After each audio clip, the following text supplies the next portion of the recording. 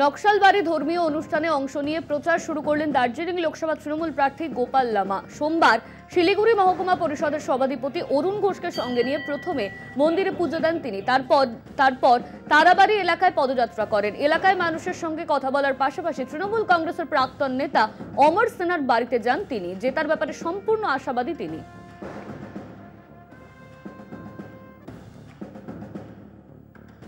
ভোটের নির্ঘণ্ট ঘোষণা হতেই আলিপুরদুয়ারে প্রচারের ঝড় তুললেন তৃণমূল প্রার্থী। কখনো চা বাগান, কখনো বনবস্তি ও গ্রামীণ এলাকায় গিয়ে ভোট প্রচার সারছেন তৃণমূলের আলিপুরদুয়ারের তৃণমূল প্রার্থী প্রকাশ শিখ বড়াইক। সোমবার কুমারগ্রাম বিধানসভা এলাকায় প্রচার করেন তৃণমূল প্রার্থী। মন্দিরে পুজো দিয়ে কুমারগ্রাম, পারোকাটা, কামাখ্যাগুড়ি সহ বিভিন্ন এলাকায় তৃণমূল কর্মী সমর্থকদের নিয়ে প্রচার করেন তিনি। পৌঁছে যান জনগণের ঘরে। এছাড়াও একাধিক কর্মী সভায় যোগদান তৃণমূল প্রার্থী প্রকাশ শিখ বড়াইক।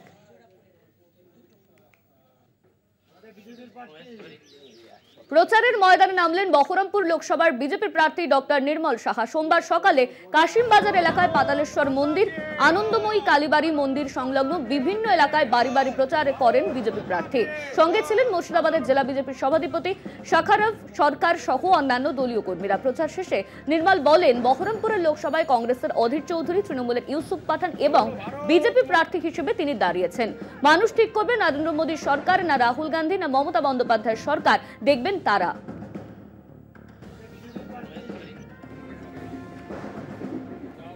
সপ্তাহের প্রথম দিনে ট্রেনে চেপে প্রচার সারলেন সৌমিত্র খা। বিষ্ণুপুরের লোকসভার বিজেপি ও সিপিএম প্রার্থী এদিন সোনামুখী রেল স্টেশন থেকে শুরু করেন ভোটের প্রচার।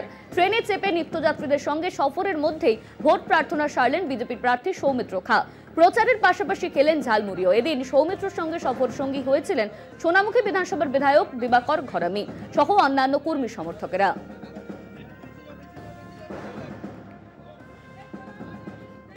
সপ্তাহের প্রথম দিন ভোট প্রচারে সিপিআইএম ইন্দাস ব্লকের সাহসপুরের দলীয় কর্মী সমর্থকদের নিয়ে ভোট প্রচার করলেন বিষ্ণুপুর লোকসভা সিপিআইএম প্রার্থী শীতল কৈবট। এদিন তিনি বিভিন্ন সবজি বাজারে গিয়ে কৃষকদের সাথে এবং ব্যবসায়ীদের কাছে গিয়েও ভোট প্রচার করেন। সব মিলিয়ে সপ্তাহের প্রথম দিনে বিষ্ণুপুরের লোকসভা কেন্দ্রে প্রচারের ঝড় তুলল সিপিআইএম।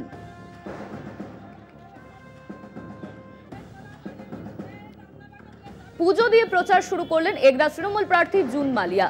এগরা শহরে পা রেখেই পীরমাজারে ফুল দিয়ে চাদর চড়ালেন তিনি। এরপর দলীয় কর্মী বিধায়ক এবং সভাধিপতিদের সঙ্গে নিয়ে পদযাত্রা করেন জুন। মাজার থেকে এগরা ইটনাগর শিব মন্দিরে পুজো দেন তিনি। তারপর এলাকাবাসীদের হাত জোর করে নমস্কার করে ভোট প্রার্থনা করেন। জুন মালিয়া বলেন, মাজারে চাদর ও বাবা শিব মন্দিরে পুজো দিয়ে বাংলার মানুষের শান্তি কামনার মধ্যে দিয়েই আমি আমার যাত্রা শুরু করলাম।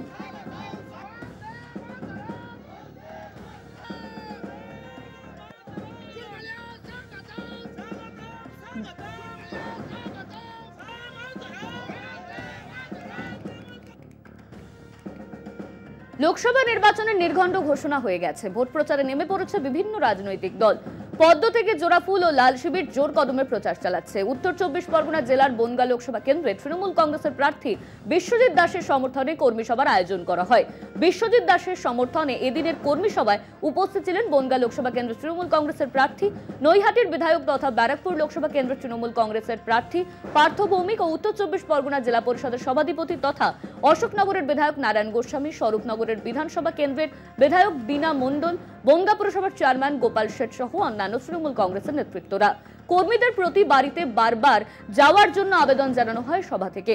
বিজেপিকে হারাতে বনগায় জমিদার মুক্ত করার ডাক তৃণমূল কংগ্রেসের। অন্যদিকে অশোকনগরের বিধায়ক নারায়ণ গোস্বামী কর্মীদেরকে বুথে বুথে কমিটি তৈরি করার জন্য নির্দেশ দেন। কর্মীদেরকে চাঙ্গা করতে গিয়েছেন দেশাত্মবোধক গানও।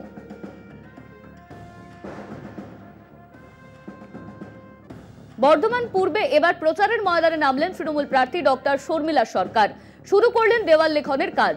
রায়না অঞ্চলের বিশেশ্বর বাটি, মধ্যপাড়া, ঘোষপাড়া, মহেশবাটি সহ বিভিন্ন অঞ্চলে চলছে দেওয়াল লেখন। পাশাপাশি বাড়ি বাড়ি গিয়ে সাধারণ মানুষের সঙ্গে কথা বলে প্রচারের কাজ সারলেন প্রার্থী শর্মিলা। তবে শুধুমাত্র লোকসভা নির্বাচন বলেই নয়, সারা বছর মানুষের পাশে থেকে কাজ করেন বলেই আশাবাদী তৃণমূল নেতৃত্ব।